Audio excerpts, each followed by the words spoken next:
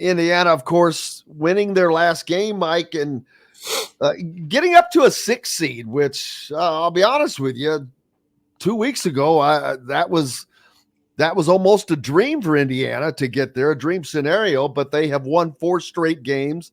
And the only time they've done that this season in Big Ten play, and gotten themselves in a much better position for the tournament. And of course, their only hope to make the NCAA tournament is to do something they've never done, and that is to win the Big Ten tournament. Well, yeah, I mean, it's not crazy. You're not going on a ledge to say they're playing the best that they have all season. That Michigan State game was impressive, especially considering, Trey Galloway, who's playing, as good as anybody on the team right now, was missing the second half. Michigan State it was an impressive win to sort of gather themselves after leading all that. They storm back, they go down, and they showed a lot of resolve. And it was they're just playing really good basketball right now and sort of peaking at the right time. And we'll see if they can continue that here in Minneapolis. Yeah, they will certainly need to do that if they are going to have any chance to keep moving forward. And things won't be easy for them as they start off their first game. I'm expecting it to be against Penn State, who plays Michigan. Of course, Penn State has to win that game, but the Nittany Lions swept Indiana this year.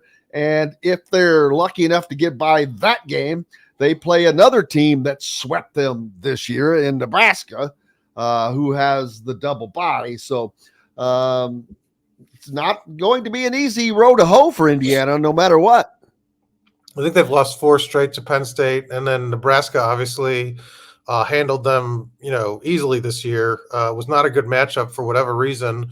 Nebraska was, but yeah, I mean, not that it's, if they would have faced, Purdue in the second round or something like that, I mean, that's not exactly an easy path either. But these are 2 teams that they've just happened to be unsuccessful against. Penn State, I think, isn't a team that necessarily is a bad matchup for them in that second round.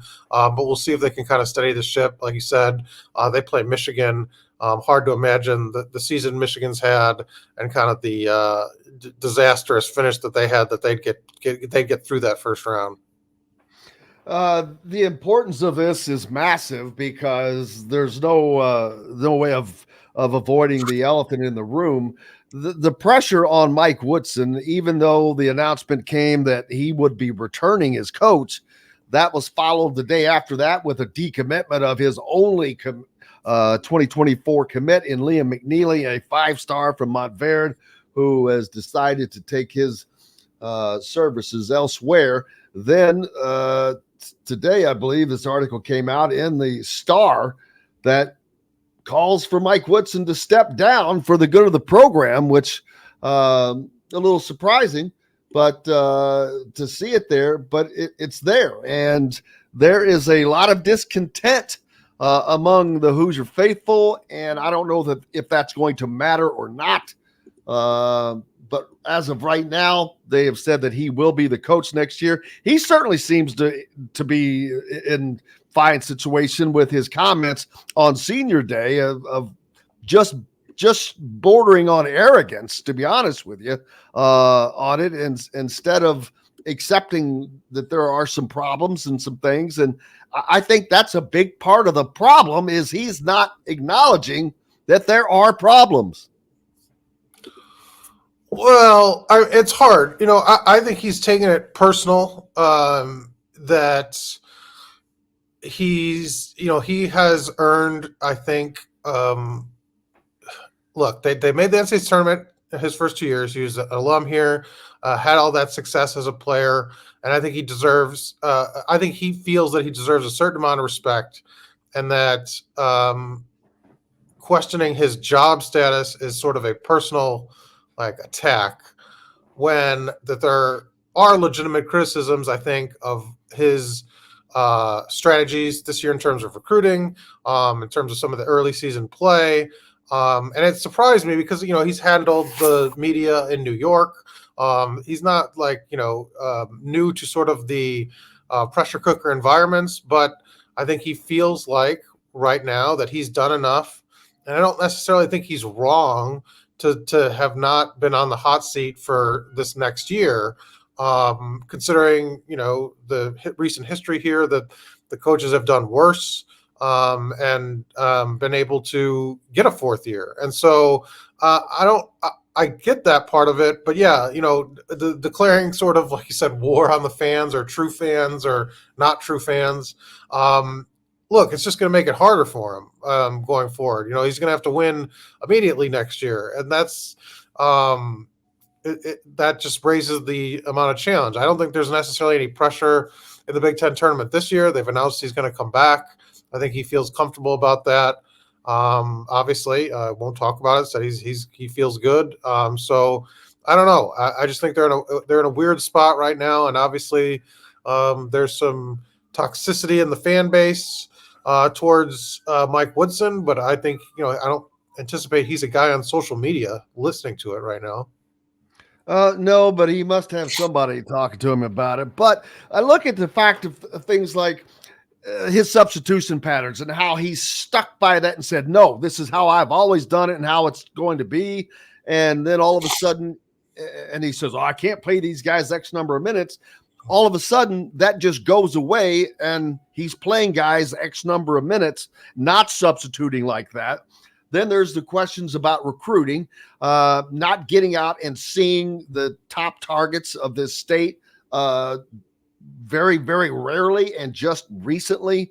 There's just some things that you really question as to how do you think you're going to get around these problems that you have by not doing these things. And I think he is completely going to rely on the transfer portal, where he has not exactly lit it up. They could not finish and fill out recruiting last year, hence ending up with an open scholarship, but is just completely sold on the fact that that's not going to be an issue this year.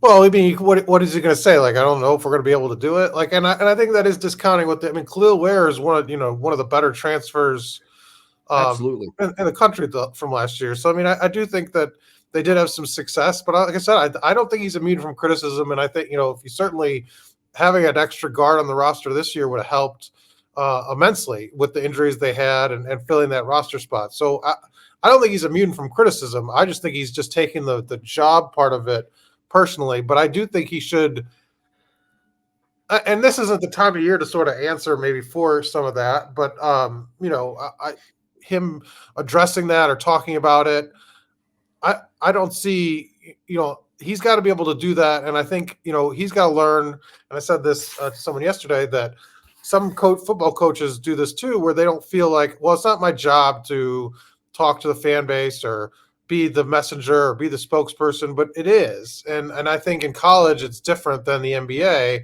where you have to talk directly to recruits through the media, that you have to talk to the fans through the media, and sort of do that part of it, because that's what you're expected to do in college, and sort of be that person and be that face of the program, and that's part of what you kind of get paid for. So he's just framing it all as that everything. I think things are a personal attack on him, and I don't think it necessarily is. I think he could use that his chances in front of the media, and after a game is hard, but we don't get a lot of time to talk to him in between. So that's kind of sometimes the only time we have to talk to him about those things. Yep. Coming up in the Big Ten tournament, of course, Indiana, along with plenty of other teams, including Purdue, looking to solidify a number one seed. I don't think that it doesn't matter if Purdue lost anywhere in this tournament. It's going to affect their number one seeding for the year, and it shouldn't. But they built a season's worth of work that is unquestionable. Who's a team that you can see coming out of this that's kind of a surprise? Because the Big Ten doesn't exactly have a ton of teams like the Big 12 that's really, really deep. There's just, you've got Purdue, you've got Illinois, and I would have put Northwestern in there had they not lost Tiberi, because they were really, really playing well as also. But after Illinois and Purdue, there's a drop off. Well, yeah, it's funny. Nebraska. If I had only gone by how they played against Indiana, I thought they'd be really really good team, right? Because they played Yeah. their best basketball and dominated them. No, it's I think everybody in sort of the Big Ten outside of Purdue has something to prove, right? I mean, there's a lot of teams that Michigan State's not on the bubble, but like their record wise, the same as Indiana. I mean, their kind of metrics and their net rankings really high, but like I don't know how they're an automatic bid. I mean, it just feels like everybody in the Big Ten outside of Purdue has something to prove. I saw some people putting Ohio State on the bubble. That was crazy to me. Um, um, so we'll see. And could somebody come out and run the table and win a bid and that wasn't in? I don't know. We'll kind of see. Purdue's just going to be tough to beat. They closed out the season strong, and Zach Edey's sort of just like the monster that you can ride in a Big Ten tournament. So, but I think anybody but them would be very happy to sort of get a win here and really boost their resume. Looking at the ESPN, Joe Lenardi's thing right now, Iowa is ironically in the next four out. I don't even know how they were that close, Yeah, but they're certainly on the next four out. And then the first Big Ten team that you see next is Michigan State, listed in the last four buys right now. Do they need to win a game in the Big Ten tournament? If they I lose their first game, I think so, but I mean, like they are so high in the net that I don't know if that just weighs them in just in terms of getting them through that sort of that bubble discussion. But yeah, you'd think so. I mean, just the way they finished and their overall record is not that impressive. no. And can you imagine a team that's 18-14 being in the top 25 of the net? No, I think it's eight. Well, I think if they lose again, what they'd be 18-13, or are they 18-13 I now? think they're 13. That's the same record as IU, and I think that's what they are now. I gotcha. Yeah. So, just very surprising that they've sort of escaped that bubble conversation. Yeah, it's amazing, and not a good year for the Big Ten. The Big Ten tournament up in Minneapolis. Not a lot of people happy about that, but that's irrelevant. Who does the Big Ten tournament is it going to benefit? Because of course Purdue is going to be looked at as a favorite. Illinois is going to be looked at as a second favorite. Both of those guys, they have no worries about the tournament play. Nebraska, as you mentioned, Northwestern, Wisconsin, those guys have work to do. Yeah, I mean, I think, like I said, the conference kind of really got beat up outside of Purdue this year, and so, resume wise, I think the Big Ten isn't really being talked about as much outside of Purdue. And like you said, I don't think Purdue will drop out of the fourth seed. Purdue's the team that really has not much to win and not much to lose because I don't think they're dropping out of the top four seeds. I think they've really dominated to the point where if they have an off night, nobody's going to say that they deserve to sort of drop down or anything. So everybody else, like I said, I think that said Northwestern, those are teams that haven't earned a lot of respect. I think nationally this year, and that they could really improve and get people to take notice if they were to run the table. Yeah, only four teams in the conference this year with 20 wins. That's more than a little shocking. Wisconsin, they're right there with 19. If they win a game, of course, they hit that mark, but they're going to be a tournament team without question. The next team listed, ironically, is Indiana because they have the tiebreaker over both Iowa and Michigan State, who are all tied at 10-10. And in a normal year, a 10-10 mark in the Big Ten would have gotten you into the NCAA tournament, even at 18-13. But Indiana's metrics are so horribly bad and different than Michigan State, like we talked about. Exact same records: 10-10 in the conference, 18-13 overall. Indiana with a win over Michigan State, but yet they are not even in the same universe as far as the metrics numbers go. Well, I think that's part of going back to our discussion about Woodson is that they didn't finish the season very far off from where you kind of expected in terms of record wise, right? I mean, this was sort of in all the different sort of scenarios you kind of pictured, this is about where you kind of thought record wise they'd be, just with what they kind of all the new roster pieces they had, and the non-conference schedule they played with some of the tough teams. That's where they took a lot of their lumps early, and so they didn't get upset there. And so you can kind of see why, look, they had a down year, but it wasn't sort of this abject disaster that, a lot of people have talked about. No, I think it's just a lot of the other things that go with it. It's the lack of recruiting. It's the lack of seeming to understand the recruiting of this state, and the choice to not recruit the state, but instead to just go after big time star names and hope that you get those. And that was all your eggs in one basket kind of a philosophy that worked in some instances and failed badly in other instances. But now going forward, that's just not something that I think that the Indiana can afford to do. They're going to have to start recruiting guys. And I'm talking about guys from within the state, in addition to the elite players from wherever they may come from. Oh yeah. And I mean, it's going to look, his strategy will work or not.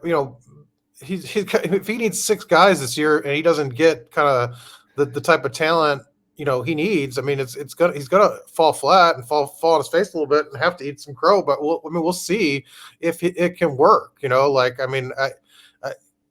If he gets a couple high end players, is that enough to sort of get this roster through based on who they come back? It'll be interesting to sort of follow based on who does go into the transfer portal and what they end up getting.